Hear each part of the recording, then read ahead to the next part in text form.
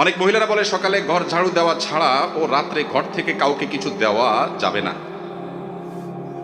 ও সকালে ঘর ঝাড়ু দেওয়া ছাড়া কাউকে দেওয়া যাবে না, রাতে ঘর থেকে কিছু দেওয়া যাবে না। কিছু হাদিস আছে, হাদিসটা হলো হাদিসুন নেসা। হাদিসুন নেসা বুঝেন? এগুলো আমাদের মা চাষিদের মধ্যে প্রচলিত আছে, কোরআন হাদিসে এগুলোর কোনো অস্তিত্ব। এটা হলো এরকম একটা হাদিস যে ঘর ঝাড়ু দেওয়া ছাড়া কাউকে কিছু দেওয়া যাবে না। এগুলোর পিছনে বিভিন্ন ভিন্ন ধর্মী মানুষদের বিশ্বাস আছে, কাজ করে। এরকম আরো অনেক কিছু আছে, কিছু জাল হাদিস আমি চিন্তা করছি এগুলো নিয়ে, এগুলো কেন বানাইছে, কারা বানাইছে। সৎ উদ্দেশ্যে কিছু জাল হাদিস বানাইছে, সৎ উদ্দেশ্যে জাল হাদিস বানাইলেও সেটা অসৎ কাজ, হারাম কাজ।